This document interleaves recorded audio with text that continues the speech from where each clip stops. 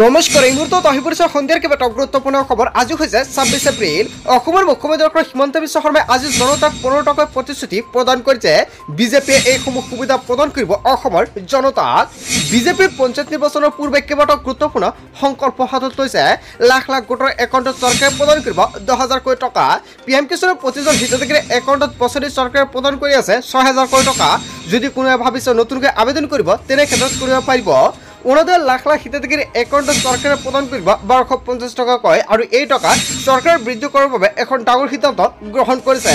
লগতে লাখ লাখ লোকে লাভ কৰিব চৰকাৰী ঘৰৰ প্ৰথম কিস্তিৰ টকা। লগতে কেইবাটাও ৰাজনৈতিক খবৰৰ লগতে অৰাজনৈতিক খবৰ যুগুত কৰা হৈছে আজিৰ দিনটোত। গোটেই অসম তথা ভাৰতৰ বিভিন্ন প্ৰান্তৰ পৰা যুগুত হৈছে কেইবাটাও ডাঙৰ খবৰ। এনেবোৰ খবৰ নিতৌ পাই থাকিবলৈ চেনেলটি ছাবস্ক্ৰাইব কৰি ভিডিঅ'টো এটা লাইক কৰিবলৈ নাপাহৰিব।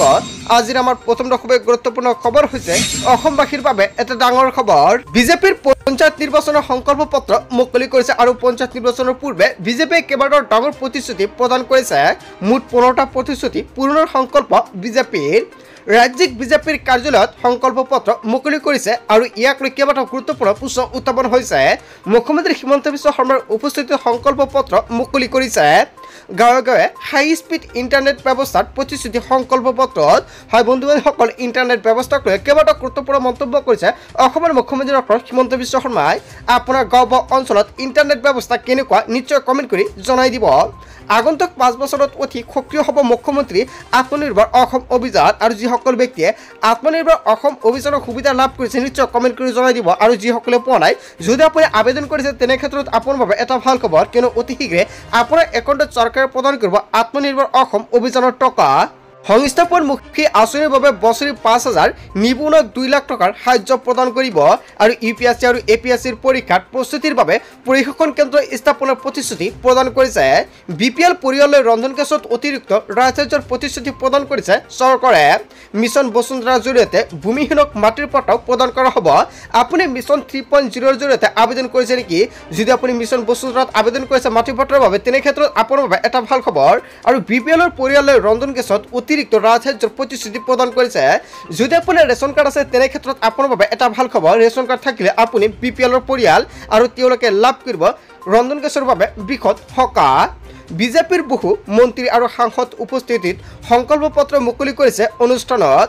আৰু সাংসদ দিলীপ শইকীয়া, মন্ত্ৰী পীযুষ হাজৰিকাৰ লগতে ৰঞ্জিত কুমাৰ দাসক সংগ্ৰহ কৰে। কেৱল ইয়াই নহয়, কেইবাগৰাকী মন্ত্ৰী একেলগে এই নতুন এখন সংকল্প পত্ৰ প্ৰদান কৰিছে। মুঠ ১৫টাকৈ প্ৰতিশ্ৰুতি পূৰণৰ সংকল্প বিজেপিৰ। বন্ধু-বান্ধৱীসকল, বিজেপিয়ে যিকেইটা সংকল্প পত্ৰত উল্লেখ কৰিছে জনতাই কি ক'ব? তাৰপিছত অসমবাসী ৰাজুক জনাইছো আমাৰ পৰৱৰ্তী খুবেই গুৰুত্বপূৰ্ণ খবৰ। লগতে ডাঙৰ খবৰ, মুখ্যমন্ত্ৰী চিধা কথা, যিয়ে পাকিস্তানক সমৰ্থন কৰিব তাকে গ্ৰেপ্তাৰ কৰি অসমৰ মুখ্যমন্ত্ৰী ডক্টৰ হিমন্ত বিশ্ব শৰ্মাই হুংকাৰ প্ৰদান কৰিছে। মুখ্যমন্ত্ৰী চিধা কথা, যিয়ে পাকিস্তানক সমৰ্থন কৰিব তাকে গ্ৰেপ্তাৰ কৰি ৰাজনৈতিক অৰাজনৈতিক কোনো লোক ৰেহাই নাপাব। সামাজিক লগতে ডিজিটেল সকলো মাধ্যমতে চকু মুখ্যমন্ত্ৰীৰ। পাকিস্তানক সমৰ্থন কৰা কাৰ্য একেবাৰে নচলিব। দেখা মাত্ৰকে জেললৈ নিয়াৰ হুংকাৰ প্ৰদান কৰিছে অসমৰ মুখ্যমন্ত্ৰী ডক্টৰ হিমন্ত বিশ্ব শৰ্মাই। মুখ্যমন্ত্ৰীৰ নিৰ্দেশৰ পিছতে জিলাই জিলাই সষ্টম হৈ পৰিছে আৰক্ষী। আমিনুল ইছলামক সমৰ্থন কৰা UDFৰ কাৰ্যকৰ্তাক সতৰ্ক কৰি দিলে মুখ্যমন্ত্ৰীগৰাকীয়ে। মোৰ নজৰৰ পৰা নাই বাবে এতিয়ালৈকে হোৱা নাই গ্ৰেপ্তাৰ। মোৰ নজৰত পৰা নাই বাবে এতিয়ালৈকে হোৱা নাই গ্ৰেপ্তাৰ। বৰ্তমানলৈকে ৭জনক কৰা হৈছে গ্ৰেপ্তাৰ। বহুকেইজনক বিচাৰি ফুৰিছে আৰক্ষীয়ে। মুখ্যমন্ত্ৰী চিধা কথা, যিয়ে পাকিস্তানক সমৰ্থন কৰিব তাকে গ্ৰেপ্তাৰ কৰিম। হয় বন্ধু-বান্ধৱীসকল, অসমৰ মুখ্যমন্ত্ৰী ডক্টৰ হিমন্ত বিশ্ব শৰ্মাই এখন ডাঙৰ মন্তব্য কৰিছে। লগতে আজিৰ ভিডিঅ'টো সকলোৱে বেছি বেছিকৈ শ্বেয়াৰ কৰি দিব যাতে সকলোৱে গম পায় আৰু সকলোৱে সাৱধান হৈ থাকক। তাৰপিছত অসমবাসী ৰাজুক জনাইছো আমাৰ পৰৱৰ্তী খুবেই গুৰুত্বপূৰ্ণ খবৰ। লগতে ডাঙৰ খবৰ, দেশৰ লাখ লাখ কৃষকৰ বাবে আহি গৈছে ডাঙৰ খবৰ। আপুনি এজন PM কিষাণৰ হিতাধিকাৰী নেকি? কৃষকৰ একাউণ্টত শীঘ্ৰে সোমাব PM কিষাণৰ টকা। ২০ নম্বৰ কিস্তি শীঘ্ৰে আপোনাৰ একাউণ্টত চৰকাৰে পোনপটীয়াকৈ প্ৰদান কৰিব। তাৰ বাবে চৰকাৰে নতুনকৈ কেইবাটাও SOP প্ৰকাশ কৰিছে। চৰকাৰে ধন বিতৰণৰ বাবে সাজু কৰিছে তালিকা। এতিয়াই চাই লওক তালিকাত আপোনাৰ নাম আছে নে নাই। যদি আপুনি নতুনকৈ PM কিষাণৰ বাবে আবেদন কৰিছে তেনে ক্ষেত্ৰত আপোনাৰ নাম তালিকাত অন্তৰ্ভুক্ত হৈ পৰিছে আৰু কোনবোৰ কৃষকৰ একাউণ্টত চৰকাৰে টকাটো প্ৰদান কৰিব আৰু কোনবোৰ কৃষকৰ একাউণ্টত টকাটো নাপায় তাক লৈ চৰকাৰে নতুনকৈ কেইবাটাও গুৰুত্বপূৰ্ণ নিৰ্দেশনা জাৰি কৰিছে। আপুনি টকাটো পাব নাই বা আপুনি কেনেকৈ তালিকাত চেক কৰিব আপোনাৰ নাম সম্পৰ্কে জানিব পাৰিব। এই মাহতে কৰি লওক এইকেইটা কাম। যদি আপুনি PM কিষাণৰ হিতাধিকাৰী তেনে ক্ষেত্ৰত এই মাহৰ ভিতৰতে কৰিব লাগিব 3টা গুৰুত্বপূৰ্ণ কাম, অন্যথা বঞ্চিত হ'ব ধন লাভৰ পৰা। যোগ্য হিতাধিকাৰী পৰিৱৰ্তে অযোগ্য হিতাধিকাৰী ঘূৰাই দিব লাগিব ধনৰাশি। আৰু বহুতো অযোগ্য হিতাধিকাৰী আছে যিসকলৰ সঠিকভাৱে নথি পত্ৰ নাই বা নিজৰ খেতি মাটি নাথাকিলেও আপুনি কিন্তু টকা ঘূৰাই দিব লাগিব। আপুনি আনৰ খেতি মাটি লৈ PM কিষাণৰ বাবে আবেদন কৰিছে নেকি সেই সকলো ব্যক্তিৰ বাবে চৰকাৰে কেইবাটাও নিৰ্দেশনা জাৰি কৰিছে। জুন মাহৰ প্ৰথম সপ্তাহতে সোমাব পাৰে PM কিষাণৰ 20 নম্বৰ কিস্তিৰ ধনৰাশি আৰু ইয়াক লৈ কেন্দ্ৰীয় চৰকাৰে কেইবাটাও নতুনকৈ নিৰ্দেশনা জাৰি কৰিছে। আজি PM কিষাণৰ ৱেবছাইটত কৃষকসকলক ই-KYC সম্পন্ন নোহোৱা কৃষকৰ একাউণ্টত নোসোমায় এই ধনৰাশি। যদি আপুনি এতিয়ালৈকে ই-KYC কৰা নাই অতি শীঘ্ৰে ই-KYC কৰি ৰাখক, অন্যথা আপুনি টকা নাপাব। এই তালিকাত আপোনাৰ নাম অন্তৰ্ভুক্ত আছে নে নাই চাবলৈ মুকলি কৰা হৈছে ৱেবছাইট। অফিচিয়েল ৱেবছাইটৰ ফাৰ্মাৰ কৰ্ণাৰত প্ৰৱেশ কৰক। আপুনি প্ৰথমতে আপোনাৰ গুগল বা ক্ৰম ব্ৰাউজাৰৰ পৰা PM কিষাণ অফিচিয়েল ৱেবছাইটটো অপেন কৰক। তাৰপিছতে আপুনি ফাৰ্মাৰ কৰ্ণাৰত যাওক। বেনিফিচিয়াৰী ষ্টেটাছত গৈ চাব পাৰিব নিজৰ নাম। হিতাধিকাৰীসকলে মুকলি কৰা হৈছে টোল ফ্ৰী নম্বৰ, যাতে হিতাধিকাৰীসকলৰ কোনো অসুবিধা নহয় বা যদি কিবা অসুবিধা হয় আপুনি যাতে অভিযোগ দিব পাৰে তাৰ বাবে চৰকাৰে প্ৰদান কৰিছে কেইবাটাও নম্বৰ। যিকোনো সমস্যা হ'লে কৰিব পাৰিব আপুনি অভিযোগ।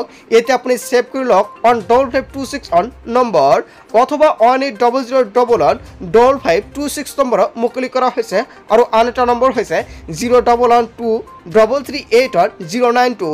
এইকেইটা নম্বৰ ছেভ কৰি লওক আপোনাৰ মোবাইল ফোনত। যদি হিতাধিকাৰী কিবা অসুবিধা হয় লগে লগে দিব পাৰিব আপুনি অভিযোগ।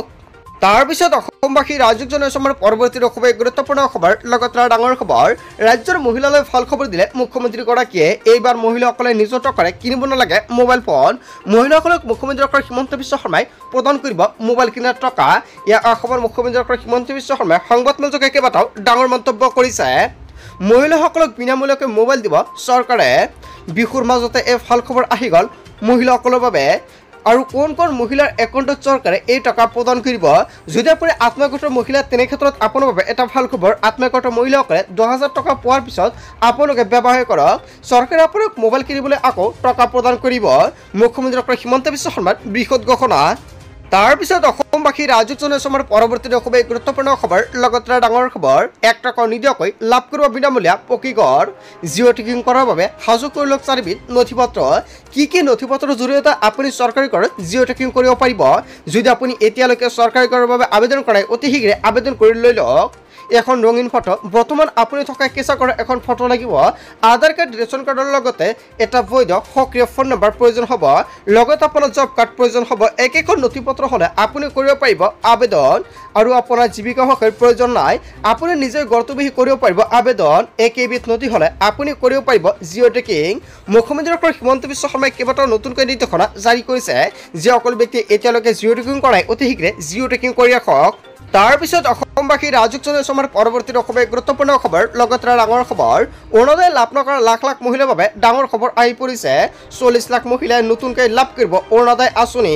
75 বছৰৰ পিছতে লাভ কৰিব 40 লাখ মহিলাই। ভাল খবৰ, কিয়নো 40 লাখ মহিলাক নতুনকৈ অৰুণোদয় আঁচনি প্ৰপত্ৰ বিতৰণ কৰিব। আৰু জুন মাহত নতুনকৈ লাখ লাখকৈ লাভ কৰিব অৰুণোদয়ৰ টকা। যদি আপুনি ফৰ্মটো ফিল আপ কৰিছে তেনে ক্ষেত্ৰত আপোনাৰ বাবে এটা ভাল খবৰ। গাঁৱে গাঁৱে কৰা হ'ব অভিযান। সকলোৱে লাভ কৰিব অৰুণোদয় আঁচনিৰ সুবিধা। বিধৱা বিয়া নোহোৱা ছোৱালীসকলে লাভ কৰিব অৰুণোদয়ৰ টকা। নতুনকৈ অৰুণোদয়ৰ বাবে হৈ আছে ফৰ্ম ফিল আপৰ কাম কাজ। যদি আপুনি এতিয়ালৈকে ফৰ্ম ফিল আপ কৰাই অতি শীঘ্ৰে কৰি লৈ লওক। গাঁৱে গাঁৱে যাব পঞ্চায়তৰ লগ। 75 বছৰৰ পিছতে সকলোৱে লাভ কৰিব অৰুণোদয় আঁচনি। চ' বন্ধু বান্ধৱীসকল, আজিৰ ভিডিঅ'টো সকলোৱে বেছিকৈ শ্বেয়াৰ কৰি দিব। আজিৰ মূল ভিডিঅ'খনত আপোনালোকক সেইখিনি সৰু কেইটামান ইনফৰমেশ্যন দিবলগীয়া আছিলে। চ' থেংক ইউ ফৰ ৱাচিং ফুল ভিডিঅ'।